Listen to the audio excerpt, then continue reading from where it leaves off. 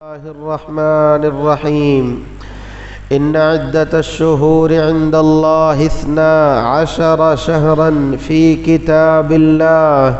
يوم خلق السماوات والأرض منها 4 حرم ذلك الدين القيم فلا تظلموا فيهن أنفسكم وقاتلوا المشركين كافة كما يقاتلونكم كافة واعلموا أن الله مع المتقين صدق الله مولانا العظیم۔ انتہائی قابل قدر لائق صد تکریم سامعین مکرم، آج کی ہماری گفتگو کا محور ماہ رجب اور اسلام۔ مالک الملک نے جب سے اس کائنات کو بنایا، زمین بنائی، آسمان بنایا، یہ چاند، یہ سورج، یہ ستارے، یہ بادل، یہ ہوائیں، یہ نظام زندگی، اور اسی کے ساتھ ہی اللہ رب العزت نے وقت کو اس انداز سے تقسیم فرمایا کہ 1 سال کے دورانیے میں 12 مہینے رکھے، اور اس بات کا تذکرہ اللہ رب العزت نے سورہ التوبہ میں فرمایا۔ یہ 12 مہینوں کی تقسیم اللہ رب العزت کی تقسیم ہے، اور ان 12 مہینوں میں سے منہا 4 حرم، 4 مہینوں کو حرمت والا مہینہ قرار دیا۔ ان 4 حرمت والے مہینوں میں سے ایک مہینہ یہ رجب کا مہینہ ہے۔ یہ گزرتے ہوئے لمحات، یہ گزرتی ہوئی گھڑیاں اس مہینے کو حرمت والے مہینوں میں شامل فرمایا، اور فرمایا فلا تظلموا فیہن انفسکم۔ یہ جو حرمت والے مہینے ہیں، ان مہینوں پہ اپنے آپ پہ ظلم نہ کیجیے گا۔ اللہ کی حدود کو پامال کرتے ہوئے، اللہ رب العزت کے حدود کے خلاف بغاوت کرتے ہوئے، یا اللہ رب العزت کی نافرمانی کرتے ہوئے، یا اپنی خلوت کو، اپنی تنہائی کو اللہ کی نافرمانی میں گزارتے ہوئے اپنی جانوں پہ ظلم نہ کیجیے گا، اور نہ ہی کسی پہ ظلم کر کے، کسی کو دھوکہ دے کر کے، کسی سے فراڈ کر کے، امانت کو خیانت میں بدلتے ہوئے نہ تو کسی پہ ظلم و زیادتی کیجیے گا، اور نہ ہی اللہ کی نافرمانی کرتے ہوئے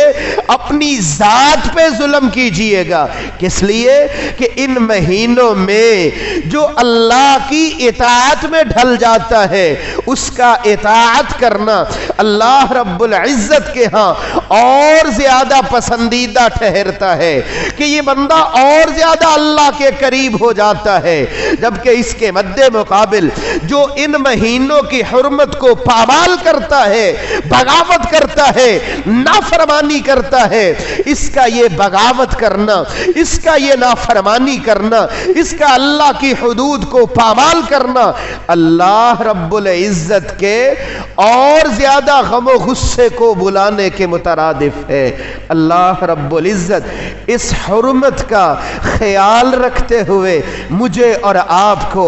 اپنی زندگی کے زاویوں کو درست کرنے کی توفیق عطا فرمائے۔ حاضرین مجلس،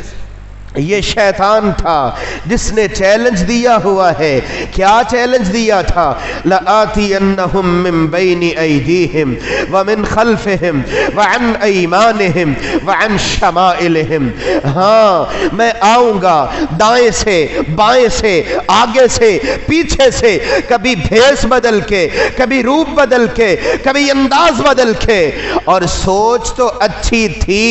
کہ موقع ہے کہ میں اطاعت کروں اللہ کی، اس بندے کو اچھی سوچ دی، اور اچھی سوچ کا مل جانا میرے بھائی یہ بھی بہت بڑی سعادت کی بات ہے۔ سوچ تو اچھی تھی کہ یہ حرمت والا مہینہ ہے، میں اور زیادہ اطاعت کروں اللہ کی، میں اور زیادہ بندگی میں ڈھل جاؤں کہ اللہ کا تقرب مل جائے، اللہ کی خوشنودی مل جائے۔ لیکن برا ہو اس ظالم لعین شیطان کا، افمن زین لہ سوء عملہ، جس نے اس عمل کو ایسے مزین کیا اس بندے کے لیے، اس کی سوچ تو اچھی تھی لیکن عمل کو مزین کرنے لگ گیا۔ یہ ظالم شیطان جس نے مزین کرتے ہوئے کبھی تقلید کا سہارا لیا، جس نے مزین کرتے ہوئے اس کی سوچ کو بدلا، اور یہ پھر اللہ کے تقرب میں اور زیادہ بڑھنے کے لیے، اور زیادہ نیکی اختیار کرنے کے لالچ اور حرص میں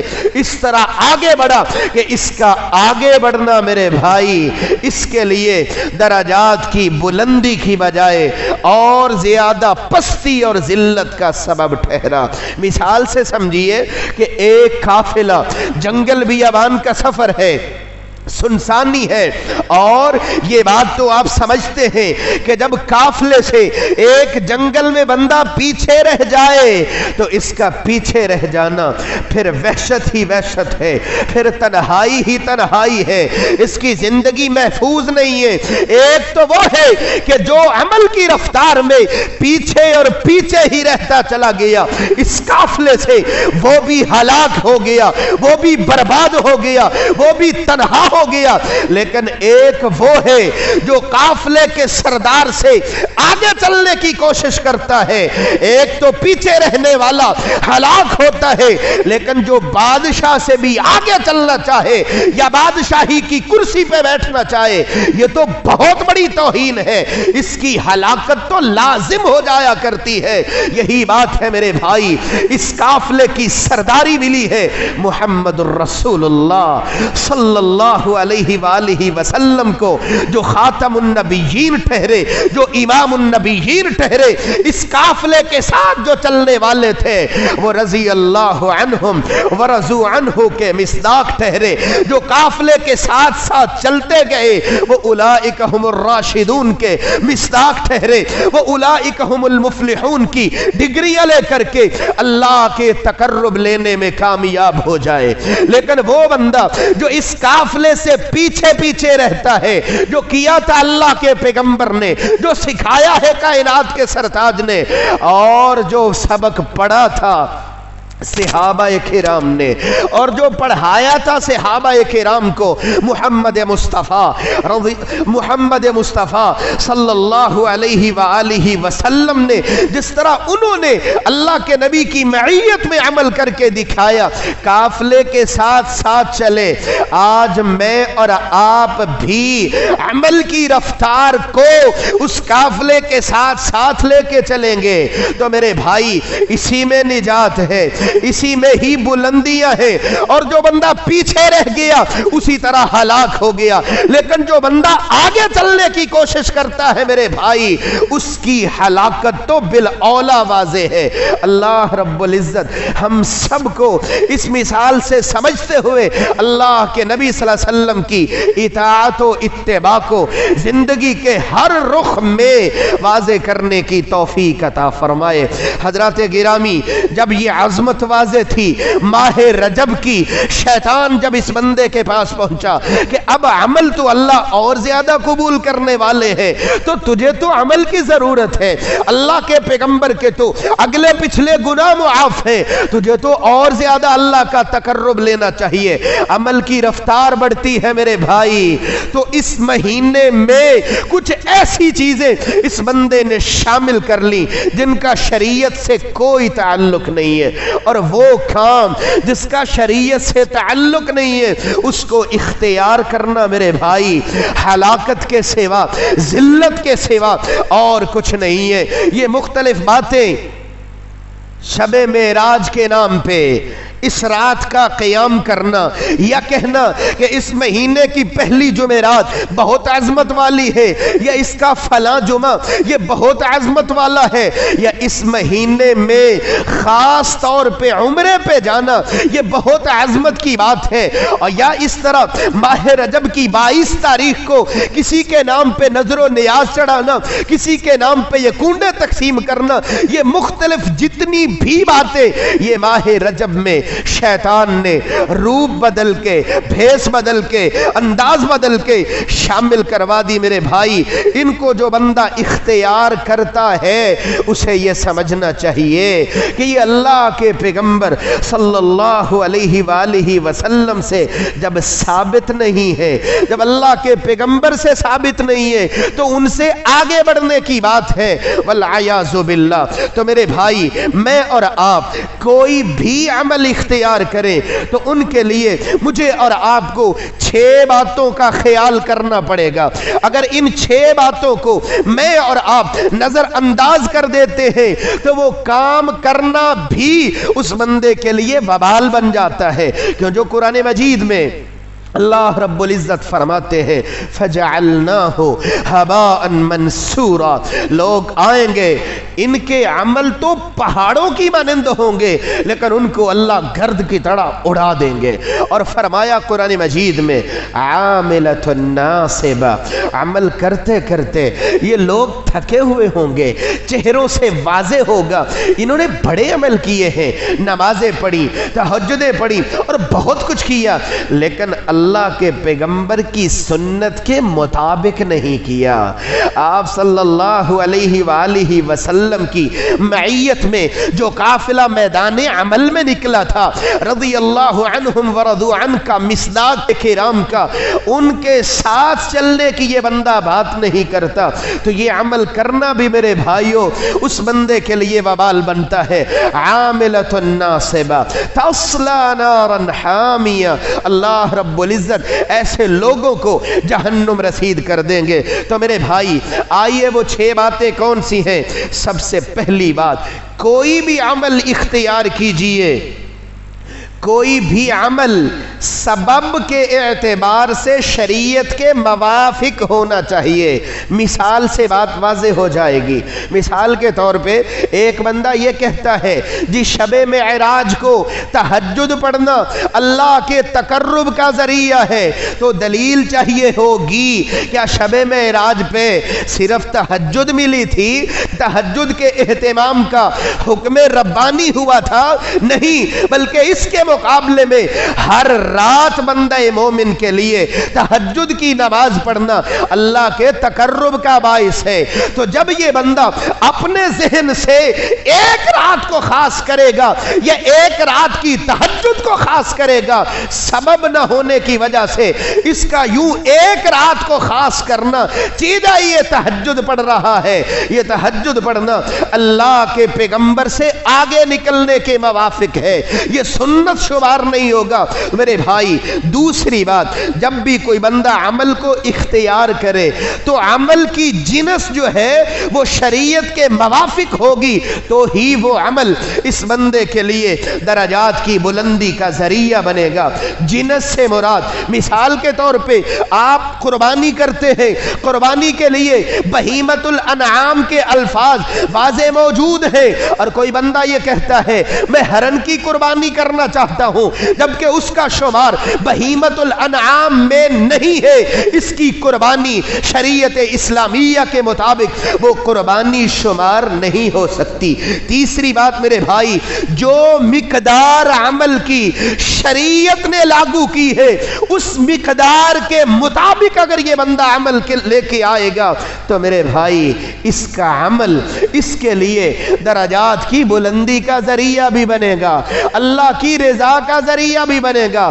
مثال کے طور پہ فرضی نمازیں جو اللہ کے حکم سے آپ صلی اللہ علیہ وآلہ وسلم تک پہنچی وہ 5 نمازیں ہیں۔ کوئی بندہ یہ کہتا ہے کہ میرے لیے فلاں چھٹی نماز بھی اسی طرح فرض ہے جس طرح فجر کی نماز ہے، جس طرح ظہر کی نماز ہے، جس طرح عصر کی نماز ہے، مغرب اور عشاء کی نماز ہے، اس کے کہنے پہ وہ چھٹی نماز اس کے لیے فرض کے درجے پہ نہیں آ سکتی۔ مقدار فرض نمازوں کی جب 5 مقرر ہے تو وہ 5 ہی رہے گی، اس کا اس کے اوپر اپنی جانب سے اضافہ کرنا یہ عمل اس کے لیے درجات کی بلندی کا یا شرف قبولیت کا ذریعہ نہیں بن سکتا۔ تو میرے بھائی 5ویں بات، شریعت میں جو وقت کی قید ہے عمل کرتے ہوئے اس وقت کے مطابق جب عمل کو اختیار کیا جائے گا وہ عمل اس بندے کے لیے شرف قبولیت کا بھی ذریعہ بنے گا، درجات کی قبولیت کا ذریعہ بھی بنے گا۔ مثال کے طور پہ رمضان جس کا ہم سب کو انتظار ہے اور انتظار مومن بندے کو ہونا بھی چاہیے، اللہ رب العزت صحت کے ساتھ تندرستی کے ساتھ یہ ہمیں رمضان کا مہینہ دیکھنے کی توفیق عطا فرمائے اور اس سے رحمت کی بہاریں اپنے دامن میں زیادہ سے زیادہ سمیٹنے کی توفیق عطا فرمائے۔ روزے کے متعلق آپ سمجھتے ہیں کتنے بجے شروع ہوا اور کتنے بجے اس کا اختتام ہے، وقت افطار ہے جو وقت معین شریعت نے کیا ہے، یہ بندہ اپنی مرضی سے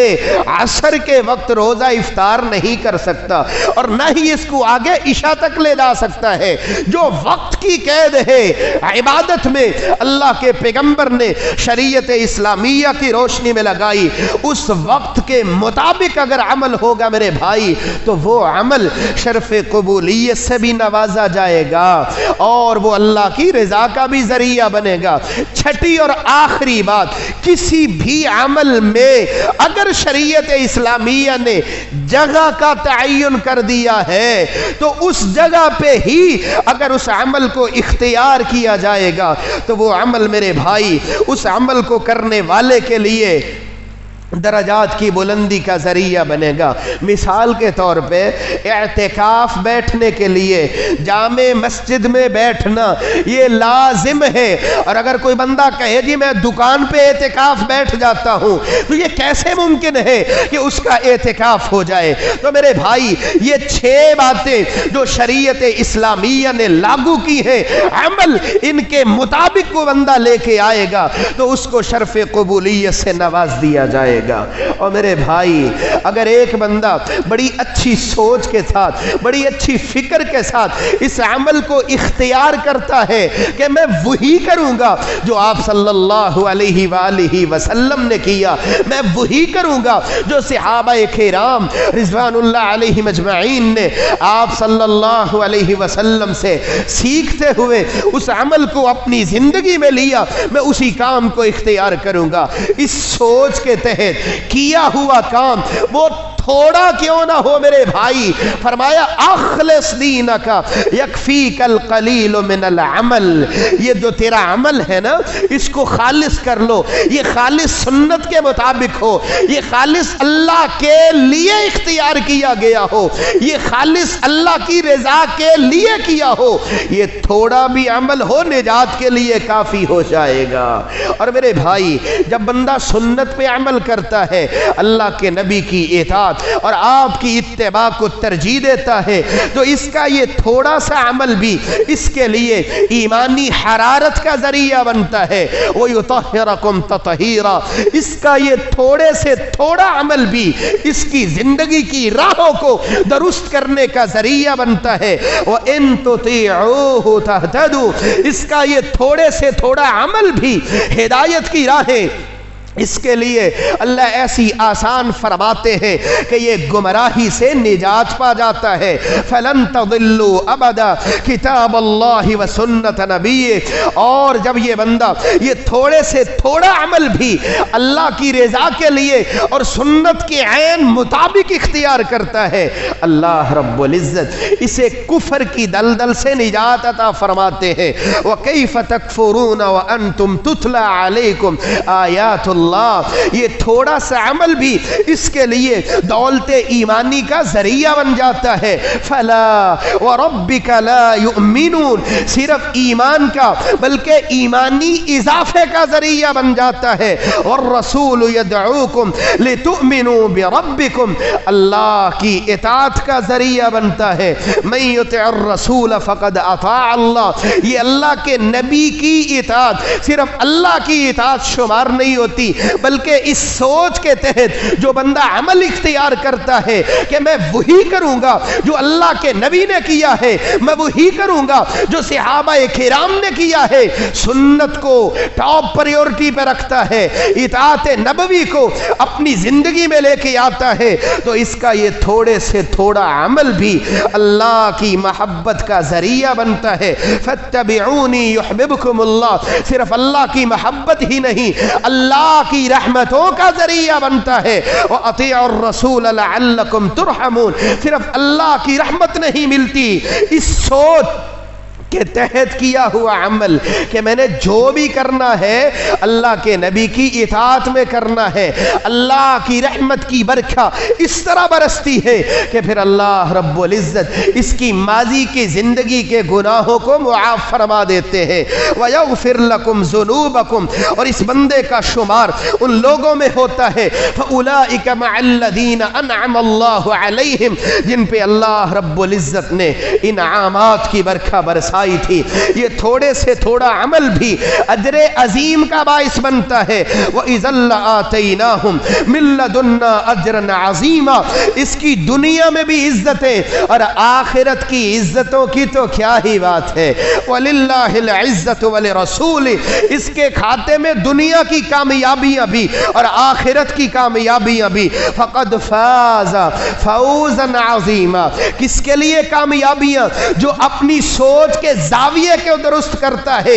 میری زندگی کا ایک ایک عمل ہوگا اللہ کے نبی کی اطاعت میں ہوگا، جتنی مقدار میں آیا ہے عمل میں اسی مقدار میں کروں گا، جو انداز آیا ہے عمل کا میں وہی انداز اختیار کروں گا، اپنی سوچ پہ نہیں جاتا، اپنی فکر کے بھی نہیں جاتا، بلکہ اپنی سوچ اور فکر کو بھی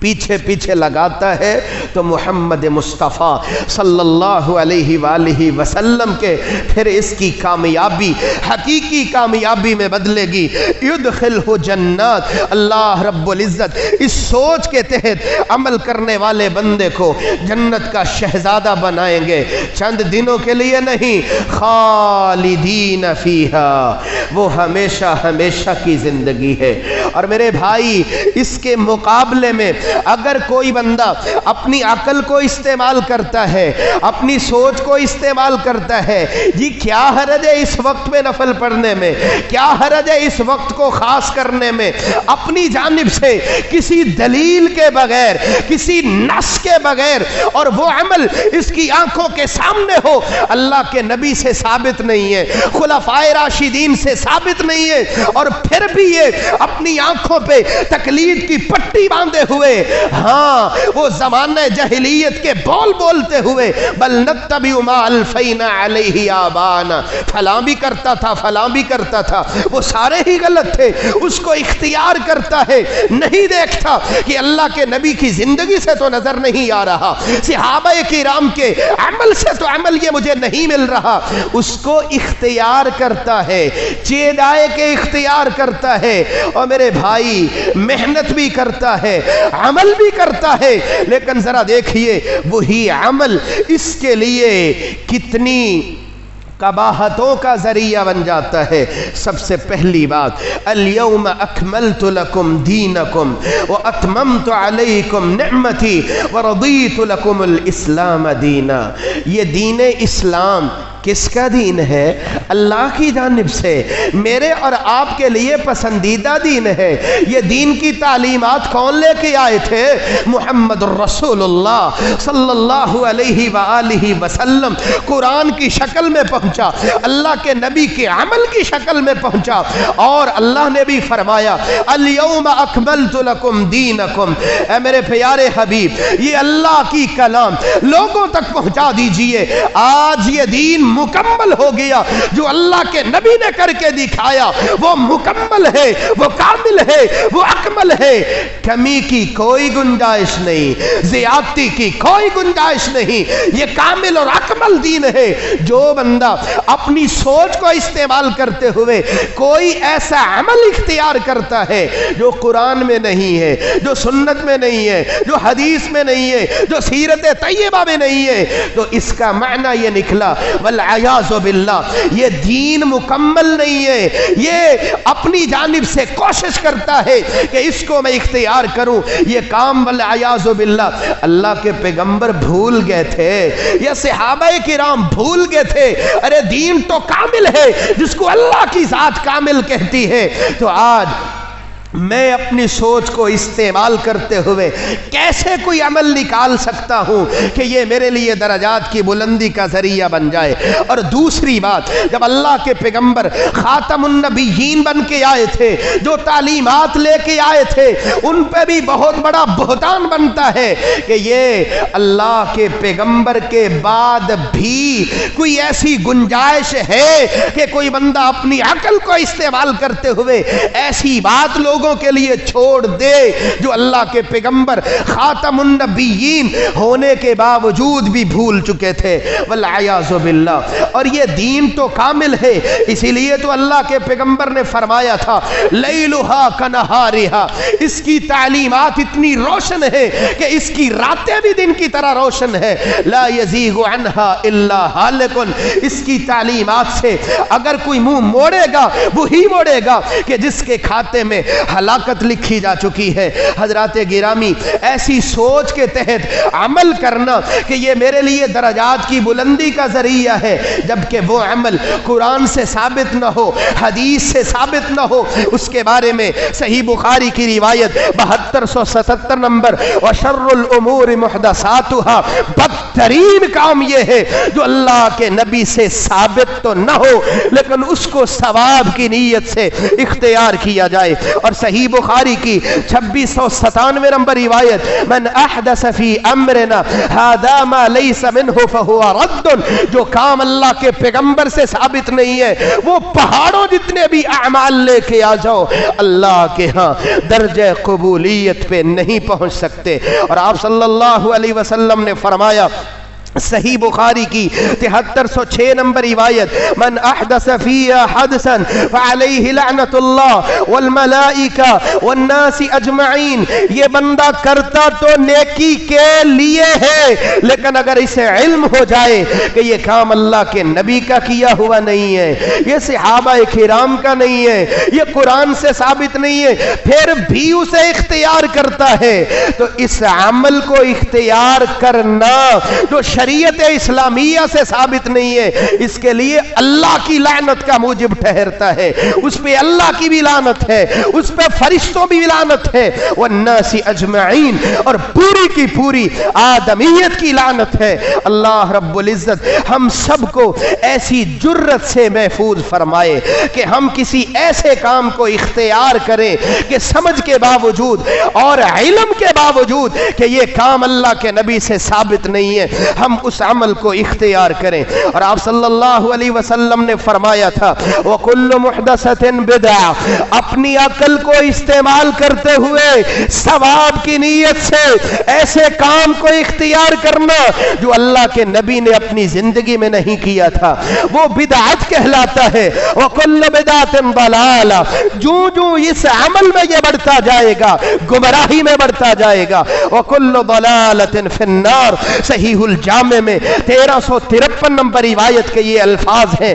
ये ऐसी गुमराही है जो बंदे के लिए जहन्नुम की हौलनाकियों का जरिया बनती है। और इब्ने माजा में 209 नंबर पे रिवायत फरमाया वमन इब्तदा बिदअतन, जो बंदा ऐसा काम करता है जो अल्लाह के नबी ने जिंदगी में किया नहीं था, जो सहाबाए किराम ने किया नहीं था, जिसका वजूद कुरान मजीद में नहीं है, जिसका वजूद सीरत तैयबा में नहीं है, करता ये नेकी के लिए है, इसे भी गुनाह है, इसको देखा देखी कयामत तक जितने लोग उस अमल में शरीक होंगे सब के सब का वबाल भी इसके ऊपर डाल दिया जाएगा। अल्लाह रब्बुल इज्जत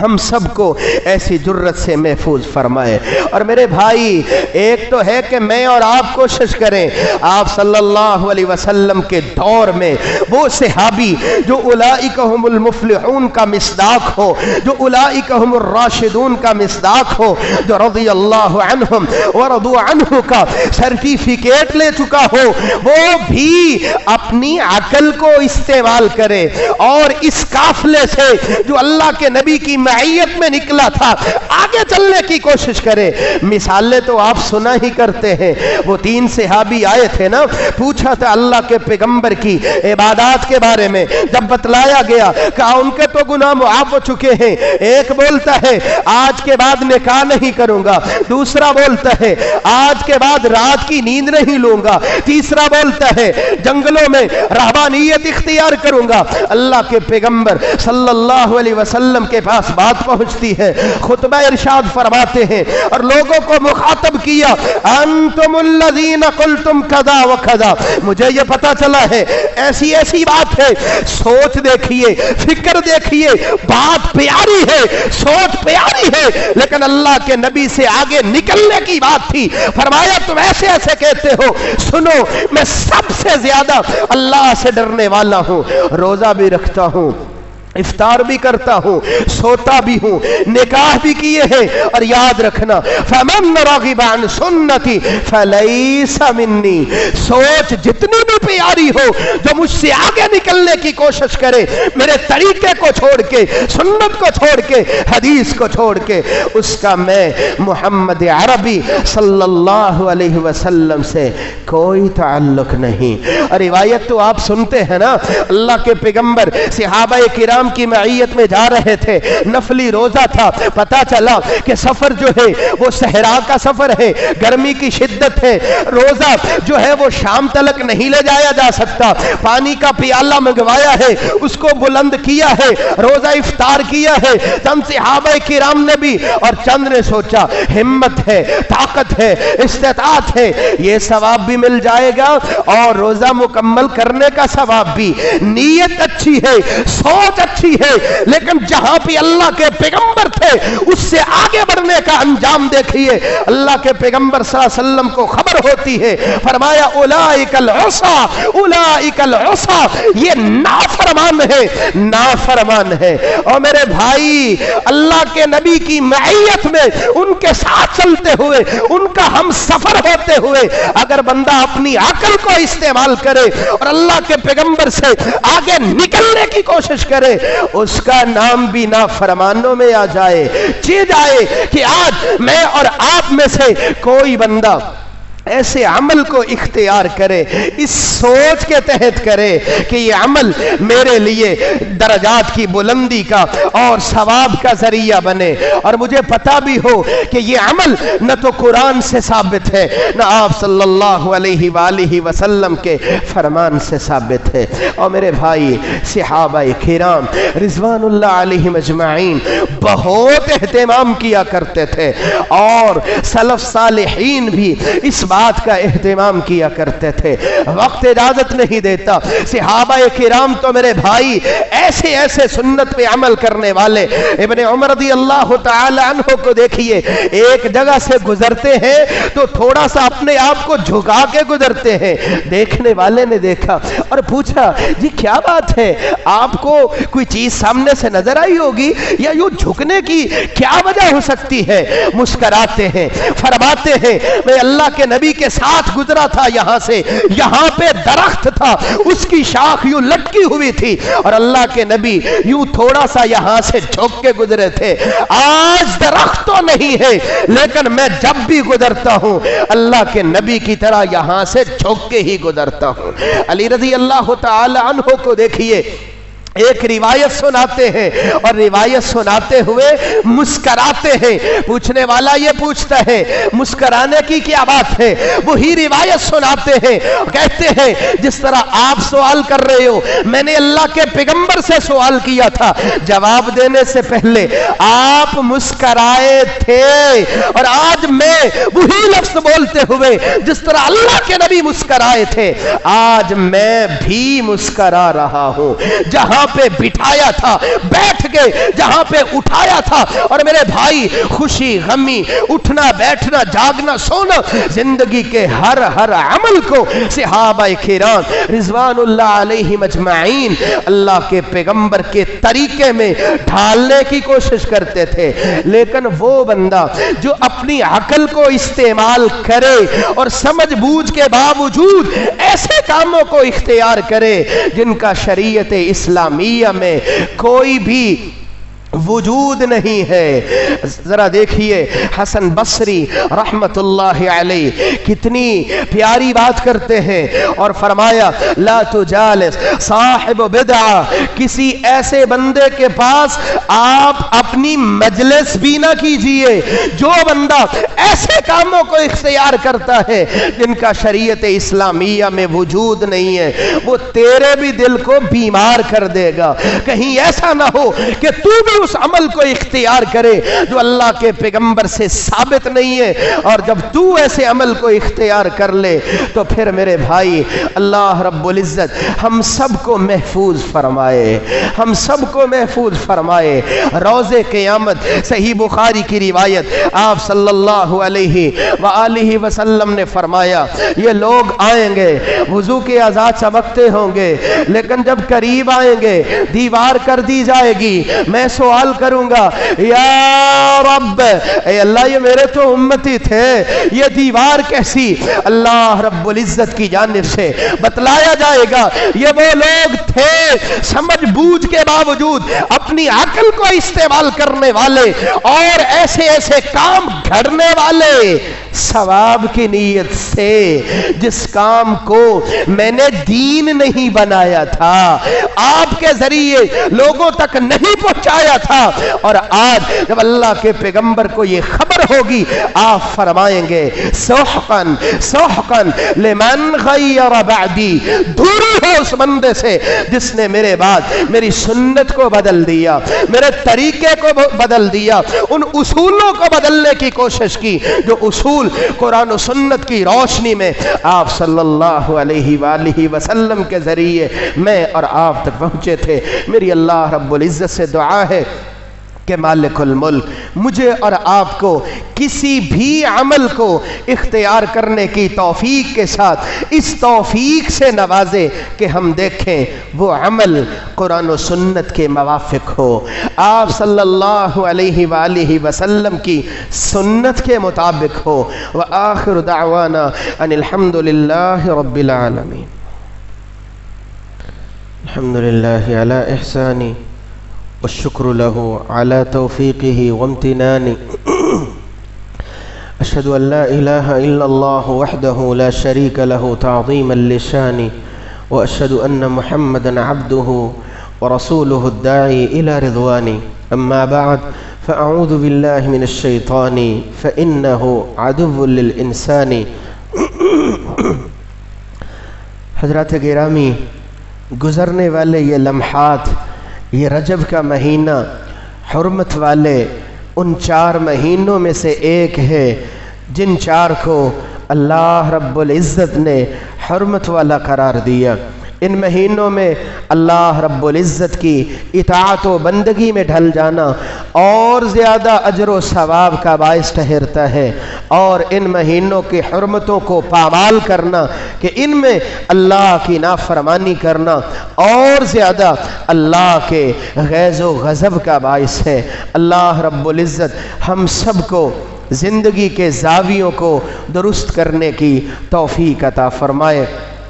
اختصار کے ساتھ آج کی گفتگو کا خلاصہ یہ ہے میرے بھائی کہ مجھے اور آپ کو سیکھنے اور سکھانے کا پہلو زندگی میں لازم رکھنا چاہیے، اور کبھی بھی اپنی زبان سے کسی کو نہ کہیے گا کہ یہ بندہ تو جہنمی ہے، یہ بندہ تو اللہ کی رحمت سے دور ہے. نہیں، پیار کے ساتھ محبت کے ساتھ ہر کسی کے ساتھ بیٹھیے، اس کی بات کو سنیے، لیکن لم یخروا علیہا صما وعمیانا، اس کی بات کو دیکھیے. اگر تو قرآن مجید مجید میں موجود ہے۔ اگر تو سنت طیبہ کے مطابق ہے، یہ اپنی بات ہے، اس کو لے لیجئے، اس کو اختیار کیجئے، اور ہاں اپنی زندگی میں اس بات کو بھی لازم بنا لیجئے، جب بھی آپ دعا کریں، جب بھی آپ نماز پڑھیں، اس دعا کو شامل کر لیں: اے میرے مالک، جتنی کو تو نے استطاعت دی ہے، جتنی کو تو نے سمجھ دی ہے، جتنا کو تو نے علم دیا ہے، اے اللہ میں اس سوچ کے تحت اس کو اختیار کر رہا ہوں کہ یہ عمل عین سنت کے مطابق ہو۔ اے اللہ میری تلاش ہے کہ یہ اور زیادہ سنت طیبہ کے موافق ہو جائے۔ اے میرے مالک، میری سمجھ بوجھ کے مطابق، میری بصیرت کے مطابق، میری ریسرچ کے مطابق یہ عمل ایسے ہی سنت کے مطابق ہے، شریعت اسلامیہ کے موافق ہے۔ اے اللہ تو اس کو قبول فرما، اگر کہیں کمی ہے اے اللہ وہ راستے آسان فرما کہ میں اور سیکھ سکوں، میں حقیقت تک پہنچ سکوں۔ تو میرے بھائیوں یہ ذمہ داری ہے میں اور آپ میں سے ہر بندے کی جو لا الہ الا اللہ محمد الرسول اللہ صلی اللہ علیہ وسلم گواہی دے کر کے دائرہ اسلام میں داخل ہونے والا ہے۔ پڑھیے، وقت نکالیے، اب تو آسانی بہت ہے، یہ قرآن مجید، تفاسیر، احادیث کی کتب، ترجمہ موجود ہے، تشریحات موجود ہے، پڑھیے، جتنا بھی پڑھ سکتے ہیں اہتمام کیجئے، حقائق کو تلاش کیجئے، لیکن اس کے ساتھ ساتھ یہ دعا بھی ساتھ ساتھ کرتے رہیے: اے اللہ میں تلاش میں ہوں، اے اللہ جتنے کوئی حق مجھ پہ آشکار ہوا ہے میں اس کے مطابق یہ کر رہا ہوں، کمی بیشی ہے درگزر فرما، حقیقت میں مبنی ہے تو اور زیادہ رحمتوں کا مستحق بنا۔ میری اللہ رب العزت سے دعا ہے مالک الملک مجھے اور آپ کو ایسی سوچ عطا فرمائے، اور زیادہ سے زیادہ سیکھتے ہوئے، پڑھتے پڑھاتے ہوئے اور اس پہ عمل کرتے ہوئے اپنا تقرب لینے کی توفیق عطا فرمائے۔ جو بیمار ہیں ہسپتالوں میں، گھروں میں کاملہ عاجلہ شفا عطا فرما، جو پریشان ہیں پریشانیاں دور فرما، جو تنگ حال ہیں تنگیاں دور فرما، جو مقروض ہیں قرض اتارنے کی توفیق عطا فرما۔ اے میرے مالک، جو مسلمان مظلوم ہیں غیب کے خزانوں سے ان کی مدد فرما، ملک پاکستان کی حفاظت فرما، اس کی سرحدوں کی حفاظت کرنے والے اللہ تو ان کے مال و جان میں برکت عطا فرما، جن کو اولادیں دی ہیں اے میرے مالک نیک بنا، متقین کا امام بنا، آنکھوں کی ٹھنڈک بنا، عالم ربانی بنا۔ اے اللہ جب تک رکھنا ایمان کے ساتھ رکھنا، اور جب بھی بولانا ایمان کی خوبصورت کیفیت میں بولانا۔ زندگی کی لاکھوں ضروریات ہیں، ہم اپنی سوچ سے مانگتے ہیں، اللہ تو جانتا ہے فلاں چیز اس کے لیے نفع والی ہے، فلاں نقصان والی ہے۔ اے اللہ وہ ہر کچھ عطا فرما جو آپ کی نظروں میں ہمارے لیے درجات کی بلندی کا ذریعہ بن جائے، تیرے تقرب کا ذریعہ بن جائے، تیری رضا اور معرفت کا ذریعہ بن جائے۔ ہر اس چیز سے محفوظ فرما جو تیرے غیظ و غضب کا باعث ہے، جو تیرے عذاب کا باعث ہے، جو تجھ سے دوری کا باعث ہے۔ سبحان ربک رب العزت عما یصفون وسلام علی المرسلین والحمد للہ رب العالمین۔